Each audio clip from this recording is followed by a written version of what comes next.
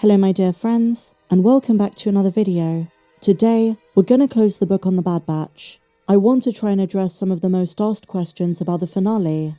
Tomorrow is a massive day. Tales of the Empire, Star Wars Day, and from today fans are going to be watching the Phantom Menace 25th anniversary, so there's a lot going on. But one final video, addressing the Bad Batch episode 15 in a bit more depth. We begin with Clone CX2. We finally have concept art which confirms he's not Tech. Tech is truly dead. Just like Marok, our theories were wrong.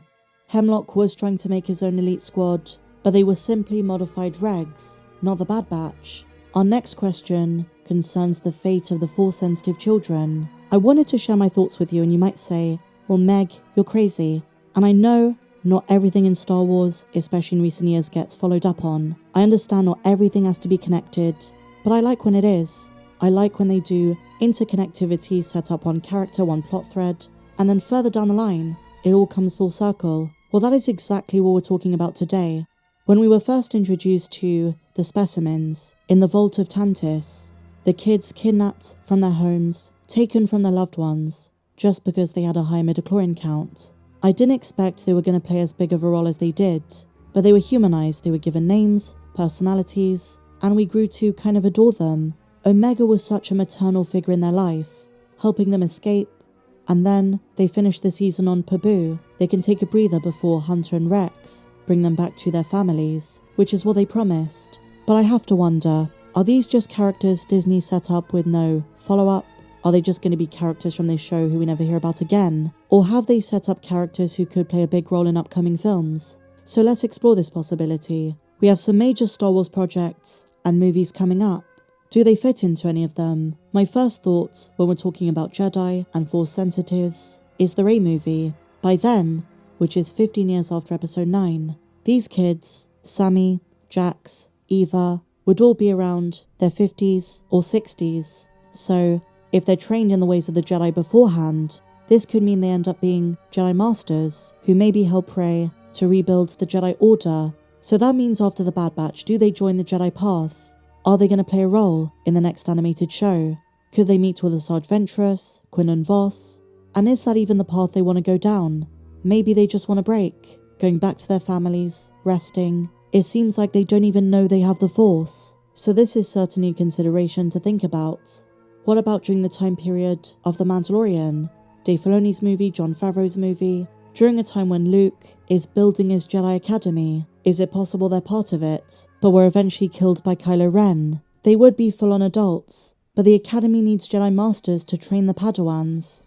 It's also worth considering the Talafar baby, Byron, is a bit younger, so with him there's about a decade of flexibility more with where you can place him. That being said, I don't know what they're going to do, if anything. Is there even a plan to explore them? And what would be the point?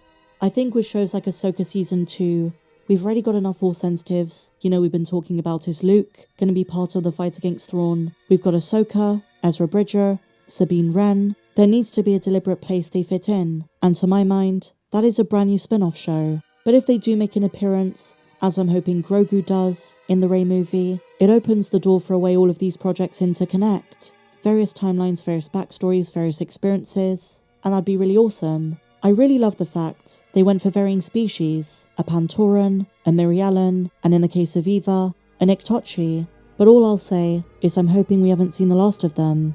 And so now, in yesterday's video, I addressed the next time we're going to see Omega and where she might be later in the timeline. I'm blown away by the way they've gotten us so invested in her future, and a more pointed question is exactly what year does the epilogue take place? There are varying opinions, but there were a couple of hints in some of the dialogue if you pay attention.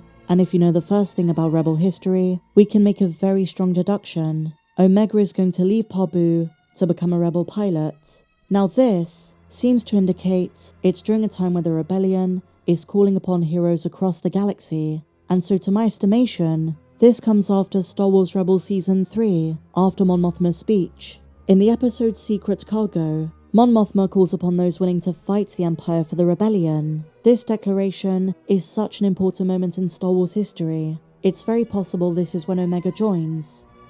So how about Omega and the Force? Is it something Star Wars is still going to explore Or is that page closed? When Asajj left Parbu, was that it? Was that our definitive answer?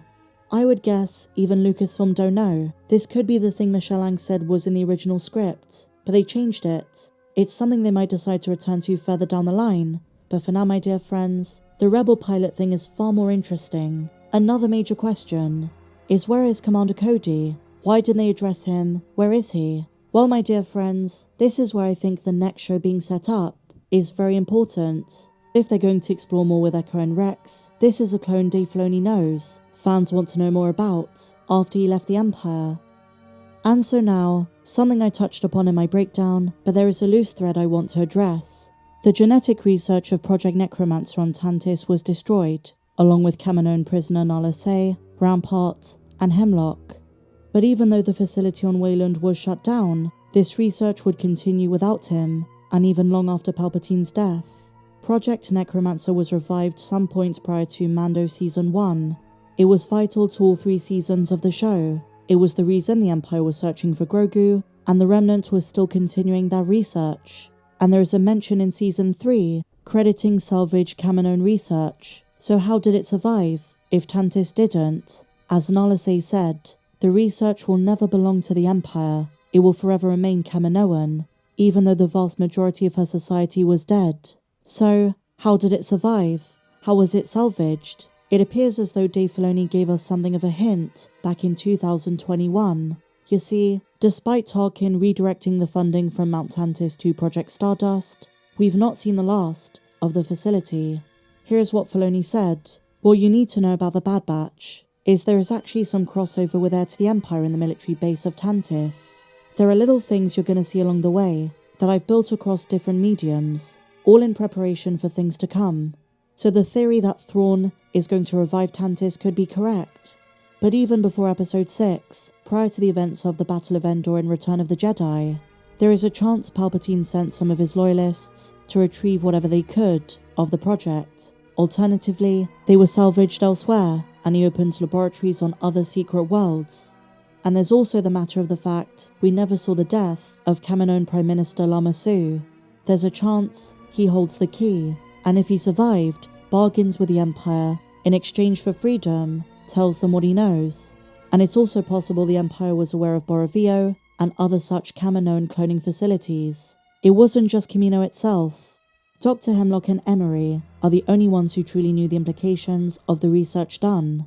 Now, while Hemlock is dead, Emerie abandons the Empire and might join the rebel cause. But something I've seen suggested is if, for whatever reason, they want to make a huge connection, Dr. Pershing might be her son. Dr. Pershing talks about his mother dying of heart failure, and that being the reason he went into genetic research. It's very possible, if Emerie does have a child, she passes on her knowledge and love of science, and maybe, inadvertently and not necessarily Emerie's fault, Pershing defects to working with the Remnant, and not the New Republic.